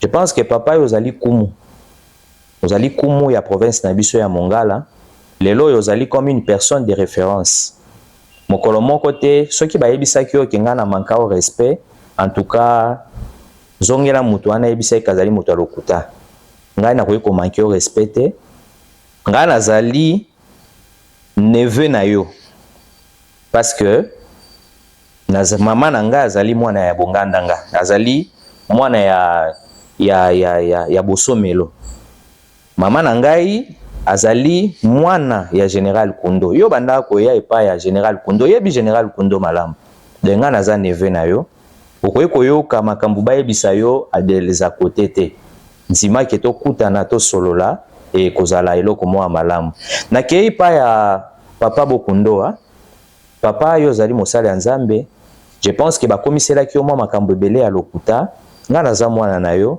ata masumu eleki ngai nzima oyamba ngai oyoka nga ata koyoka omi se faire opinion na yo yo moko nakie pa badepute bakokusi ya badepute na biso en tout cas je na remercier bango nanu mingi na baeffort nyonso basali mpona koluka kotia kimia mais malgré que résistance ezozala toujours na côté ya monsieur Makaka mais na remercier bino na baeffort bosali même caucus na niveau ya Grand Équateur wana nazomona honorable José Ngbanda pe caucus na niveau Mongala nazomona honorable Célestin Matili pe honorable nyonso en tout cas na remercier bino pona yango pe ngai nazo continuer bozwa ngai toujours kwa moi boyoka biyoka yoka te so likambo ezali botuna ngai moko pe bakolo mususu oyo peut-être natangi te ba honorable Mondole na ba kulutu basusu nga naza mwana na bino soki boyoki nga na likambo bobenga ngai moko botuna oyo nakoloba na bino nakopesa bino comme réponse bokoyeba ke eza lokuta to eza solo wana eza message oyo na bokuse na limemia nyonso na bomikitisi nyonso nalingaki na lancer bino message à la population et pas ya population ya Mongala population ya Mongala bakosi bino mingi et pas ya monsieur Jean Colin Makaka tosali une année na province ya Mongala akosaka bino ke ngai nazo bloquer ye pour kia kwa atambusa province nasali 3 mois seulement na province na ekosala 9 mois awa na Kinshasa mais boye bisanga bino batu boza kuna na 3 territoires ngao na bande ko bloquer ye oui na nzimi na bande ko bloquer mais tangu na bloquer ye te 9 mois durant nzela nini est-ce que avenir aérodrome etongami avenir de camp etongami ba érosion esili gouvernorat esili est-ce que réhabilitation ya prison 22 esili makambo eza ebele ya koloba est-ce que ba agent oyo bazo futama ou bien eza ba impayement na ba impayement ba ministre provinciaux est-ce que bazo futama est-ce que mbongo ya droit oyo ya assemblée provinciale oyo sengeli futama kana bango epesa maka est-ce que ezopesama ezopesama te en tout cas na nyonso wana bo soit destin na bino à main to vivre une année à incompétence to continuer ko vivre 4 années encore à incompétence en tout cas bo prendre destin na bino en main et s'il faut koloba ke likambo eza malamu te boloba yango to vivre na hypocrisie te kokanga ba jeune de part et d'autre lelo ba jeune ebele bakimi lisala bakimi mboka pona nini muta koyo koloba vie contraire epa na ye azate lelo na yoki ke ndeko bebe azali na prison pona nini a dénoncé makambo ya ordre de virement permanent ordre de virement au gouverneur a signé ki ezali acte de détournement mais bede wana azali na boloko muto aza censé kozala na boloko eza gouverneur mais akangisi nde bede pe babi aza pe na mambo ya ba dénonciation bon soki makambo mususu nga na yebi te mais oyo na yokaki na lobi bien eza oyo na yokaki voilà oyo ezali koleka donc ba jeune kokanga insécurité na kati ya province gouverneur ye moko azali en même temps conseiller juridique ya entreprise en même temps azo travailler contre population kozwa masasi kokene ko boma kokanga ba tout ça vraiment ça ne marche pas tina oyo ngai lelo oyo nazali konyoka mandenge nazonyoka mabwe nazonyoka mapona bino population ya Mongala nazonyoka mapona intérêt na ngamoko tazo futa ngai te est-ce que soki ezali ke nazo sala ngo pona intérêt na ngamoko personnel je pense que nalinga ki na démissionner mais nazo démissionner te parce que nayebi ke il faut na bunda etumbati na suka pour que incompétence oyo ezali na tête ya province et si là à prendre conscience que esengeli akamba province na lolenge oyo ebongi voilà message on azana ko lancer na bino yango wana na sengi bino bozala na kimia bosala mobulu te. Il y a une manière ya ko réclamer pacifiquement o ezali ba droit na bino. Et peut-être na ko loba eloko musu peut-être ya suka avant que nazo ngiselo maloba talingi na informer officiellement que na tikeli gouverneur monsieur Jean Colin Makaka na tikeli semaine oyo tito koma samedi pour que o nyonso na loba ki na bino ake approuver nga yango, notamment makambu ya salaire na ngai, notamment makambu ki apesa nga 300 000 francs par jour, notamment makambu mususu approuver yango. Deuxièmement, asenga ba excuse publique par rapport ya makambo ya lobaki dernièrement liboso ya ba jeune koloba ba n'importe quoi kokosa na kombo na ngai na tikeli eti samedi so ya sali yango te semaine prochaine ngai Cédric Ayaka na kokende na justice contre ye. Premièrement, pour na blocage ya salaire na ngai ou a bloquer yango d'une manière unilatérale, donc ndenge makanisi na ye ya mabe ezotinda ye azu a bloquer salaire na nga na ba avantage na nga mususu. Et ils ont constitué gouverneur na vice-gouverneur ya province bazali ba agent public de l'État selon la loi. Pourtant loi portant libre administration des provinces. Bazali ba fonctionnaire public. Et le fait il y a ko bloquer salaire ya mutu, ça constitue l'infraction il y a abstention coupable des fonctionnaires de l'État. Ils allaient punis par l'article 150F na 150G il y a code pénal congolais. Deuxièmement, le fait qu'il y a des biloko pamba loba ki wana, ça constitue infraction à faux bruit. Soki ti samedi à sali yango te, semaine prochaine, deuxième infraction on a refonde la ezali kamba faux bruit. Troisième infraction, non seulement acte à salaki a bloqué salaire nanga, non seulement ezali abstention coupable ya fonctionnaire de l'État, mais ezali acte de détournement. Pour na mbongo wana eza censé futa manangai et qui wapi. Voilà un peu. Ce qui est samedi oyo a sali angote, en tout cas à kozala poursuivi na niveau infraction, à kozala poursuivi na niveau ya justice. Voilà. Vice-gouverneur Cédric Ayaka to tondi botondi penza pona ko yanola l'invitation na biso, mais également pour répondre à la question na biso et puis pour éclairer opinion sur ce qui se passe. Na matali ba accusation va faire justice et ainsi de suite to tombio et puis to souhaiter na yo de très bonnes suites ya carrière na libako to kutana très prochainement pour une autre émission. Merci beaucoup Ndeko Isaac pour l'opportunité au Pesenga. Merci également na batunyo soba na mongalo balandi ngai bayeba ke détermination na ngai les alliés sans prix pour continuer toujours matondi. Merci beaucoup ba Ndeko Banso Botala Kibiso bino ba bozoyo kabiso pe na banzela ba radio na niveau ya province awande to sukisi émission na biso na mukolo malelo sur le plateau ya mwana mongala télévision. Merci à la réalisation de Sky Communication, ingénieur Caleb Aoundou, toujours derrière la caméra. L'actualité continue, la justice suit son cours, mais également vérité et Rosuka toujours Kobima. Et Zalaki Wabino, Isaac Wawina, Natoni Bino Botoni pour nous temps au Bozalaki pour Nakota Labiso. Restons vigilants, restons informés et on va se retrouver à très bientôt. Ciao.